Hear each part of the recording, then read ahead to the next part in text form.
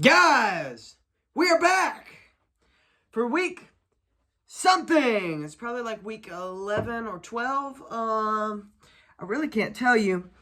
A lot of stuff has happened in the last couple of weeks, man. And I haven't been able to really film videos. I filmed one like maybe 2 or 3 weeks ago and didn't post it. Shit's gone astray, to be real honest with you. I don't think I've even worked towards the save $1,700 goal. I haven't been able to focus on paper stocks for the last 2 weeks. I'll explain that in a second. I've started writing a couple of songs. I'm just kind of mixing things right now, trying to see what flows the best. Lockdown routines has not really happened, except for the night routine. 185 bench has not happened. 10 reps of 135 squat has happened. 15 bodyweight pull-ups has not happened. And the 100 miles goal is slipping away ever so slowly. We are 21 and 3/4 of a mile in. I need to start running again. But I haven't in like 3 or 4 weeks. So negative fucking growth. The week of the 18th, that was the last goal margin I set.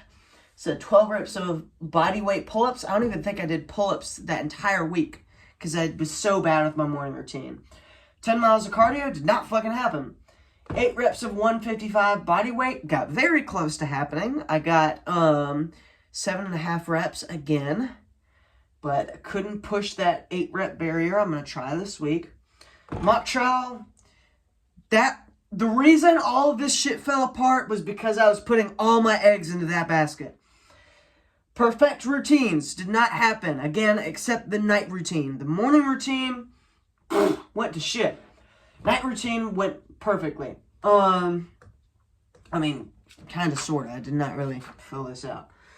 But, so, basically, a lot of the progress that we've made in the last couple of weeks, the last couple of months, has been nullified. So, I've got a lot of shit to work on.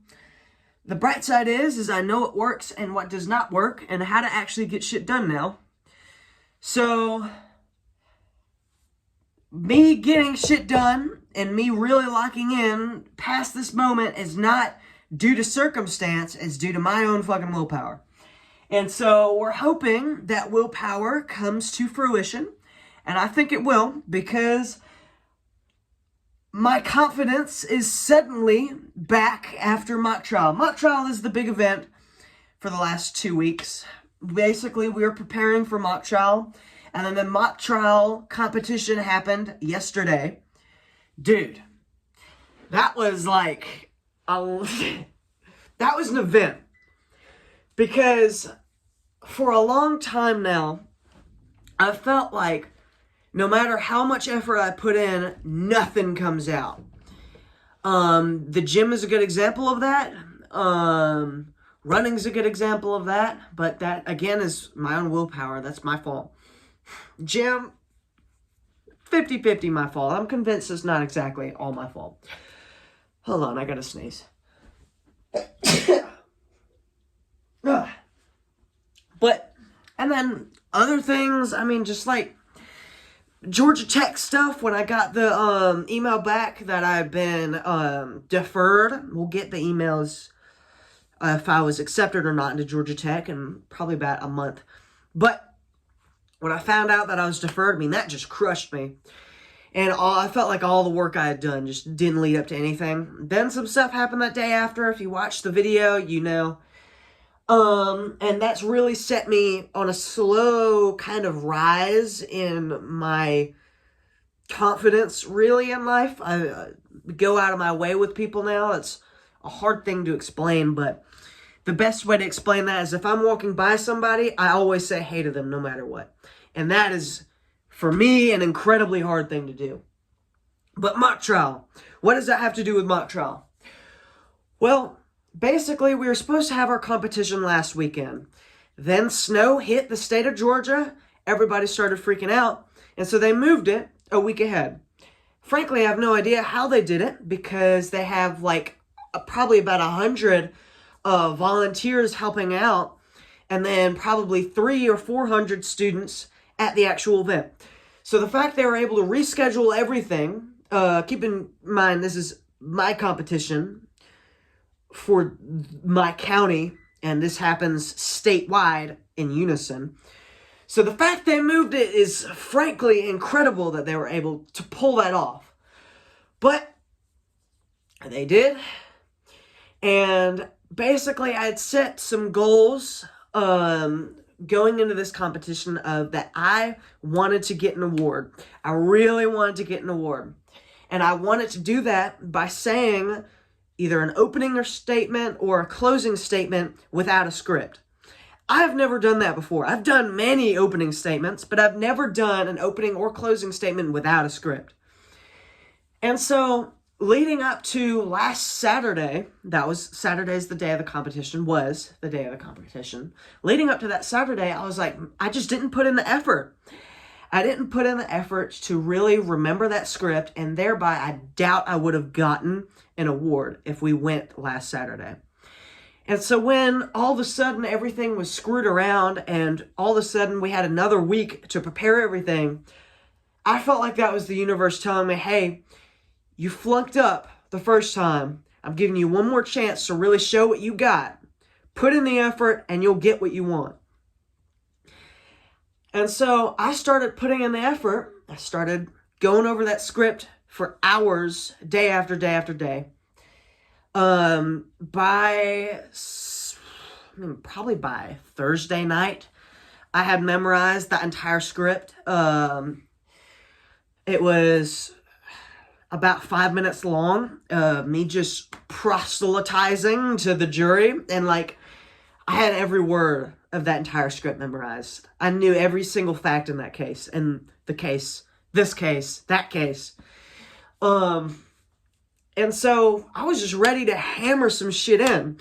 And so on competition day, which was yesterday, since it was moved, it was yesterday, I showed up with a vengeance, man. I was ready to show up and show out. And my teacher told me ahead that the prosecution was going to be going first, so I knew what to expect. But I didn't know if I could really do it or not. Because I have a bad habit of overthinking things when I'm doing something in front of somebody. Because my brain has many sectors, right? So one sector may be focusing on reading. The other sector may be thinking of, am I reading well enough? What if I mess up? Or do people think I'm reading coherently? And then the third sector is self-reflecting on the second sector and wondering why the first sector isn't failing. And then the first sector starts failing. And so I start overthinking, and I'll start just fucking something up. And so I was so scared that would happen. And that I would be on the stand talking to these jurors and just start saying things and then just mess it up. But it didn't happen. I said that entire thing front to back, word for word, no issues, complete clarity. Got up there, said my piece, got back down. My girlfriend was, she was one of the witnesses. She wasn't my witness, but she was one of the witnesses. And as I was walking down from that stand, we just locked eyes and we're like, holy crap, I just pulled it off. And she knew how much I'd been trying to make that happen. And so, God is good. And so that first round, they introduced something different this year where the other team has to give one team has to give the other team an award, and that team has to give the original team an award. So they exchange awards, and only one member of each team gets an award. And so they gave me the award for, I guess, my pro gamer skills.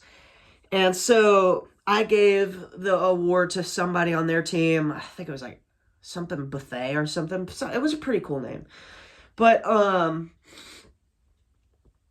I gave them awards. So I already got an award, right? And then later that night, we found out if the third round would be prosecution or defense. It turns out it would be defense. I was prosecution, so I had to step back. One of my co-counsels got very sick halfway through the competition. And so since we didn't have to go up, I just took them home, and then obviously the girlfriend came with me, so we all went home. So that means I didn't get to stay for the award competition. And that was frankly disappointing, because I've dreamed many a nights of them calling my name and getting to walk down that aisle, picking up my award and being like, I'm the guy they called instead of you. Because for 2 years now, I've been the guy that didn't get called on and wanted to get called on. And I remember last year specifically, that was the catalyst for all of this. I really wanted an award. I thought I'd done well enough to get an award, and I didn't get an award. The person I really look up to, Tim, he got an award. And that just kind of was like, man, I know he deserves it, but man, I wish I got one. And so, coming into this competition, Tim wasn't there. And so I had to really step up and to fill his shoes. And so I knew I kind of had to follow in his footsteps. And I believe I did that. Later, actually this morning, the first thing I did when I woke up was check my messages to see if I got an award during that ceremony. Because I fell asleep and went to sleep because I had to wake up so early for work way before that competition was over and before the award ceremony had been concluded with. And so, they're trying to hide the award from me, which sounds like cope, but I'll clarify. They sent in a couple photos. Our team got... Hold on, low battery mode. Our team got 2 awards. We got one witness award for a girl, Sophia, and then we got an attorney award. And Alexis, one of my co-counsel, is posing with the award, but everything's blacked out digitally, not like they wrote on it in Sharpie, digitally. And so they redacted the line that says outstanding attorney. They redacted the round and redacted the name of the recipient. So I did some snooping, whatever the word is, super snooping. And I looked into that image and I peered, man. It says Ramsey, and I'm not sure, have I even said my name on this show? These videos? My name is Ramsey. It says Ramsey. It says round one. Round one was the round I kicked ass in. It says outstanding attorney on the top. I'm the outstanding attorney. So I came in, had these expectations, and walked out exceeding those expectations. Came in, wanted one award, wanted to not butcher my speech. Came out, nailing my speech, came out with 2 awards. I feel like I did a bang-up job. So that being said, my confidence is restored. And that's what happened last year. I did pretty well. Beyond not getting an award, I did pretty well. And the days after, I felt a lot more articulate. And my confidence increased. And so now I've got goals this year compared to last year. Now I've got goals. And now my confidence is back. Because I finally put in the effort and got something for it. So the world's going to learn now, because now you're seeing me at my highest. And when I'm at my highest, it's hard to bring me back down. And so, that being said, we got all these goals, and next week is the week I'm actually going to get back on track with this shit. Hopefully we're going to be down in like the 53-day range. I'm going to try to bring this up to 30 miles. I'm going to see what I can do. A lot of that might involve the bicycle. Because if I'm running 5 miles, the next day I'm not going to be able to do that. Last time I ran 3 miles, that was probably 2 weeks ago, I was still sore the day after. Even though I had stretched and everything, I was still sore. So, again, now's the time to put the pedal to the metal. I'm like 20 miles behind where I should be. And so, I really got to up my game here. My goals, weight-wise, are not slipping away yet. They're still in the realms of possibilities. I just have to lock in and really work towards those. Writing one song, I'm getting a lot better at the guitar day by day. So that's going to happen. I know it will. Paper stocks. Now that I have the opportunity, I need to start focusing on those. Saving money. that is the goal that I'm scared is going to slip away. I've checked my pay stubs. We're 1 month down into the year. We've got the first quarter is supposed to be 3 months long, obviously. And I've only made $1,000 according to my pay stubs. That doesn't mean I've saved $1,000. I've probably spent more than half of that, way more than half of that. So that means most likely I will make about $2,000 more. Is it even possible for me to save $1,700 at that rate? If I've already spent $800 of the $1,000 I've made, that means I've got to make $1,500, even though I'm only going to make $2,000. I'm going to have to save $1,500 out of the $2,000 I will make. So this is getting hard. We're going to see if it's possible. It very well might be possible. But we're going to find out the hard way. But again, now is the time to put the pedal to the metal. But yeah, the world's going to see. Confident Ramsey's back. I'm tired. Something I've really realized is I have the ability to really lock in. I know I do. I know how to do it. I know how to tap into that. It's just, do I have the willpower to do it constantly? And we're about to find out. So, first quarter is really just setting everything in for the rest of the year. And if I don't get it now, everything after is going to be a lot harder. So, I'll see you guys next week. I promise I'll make a video. I'm probably going to post these videos probably tomorrow. Maybe I can do them tonight. I really plan to chillax tonight and earned my hard-earned victory. Relish in my hard-earned victory. But, yeah, I'll see you guys next week.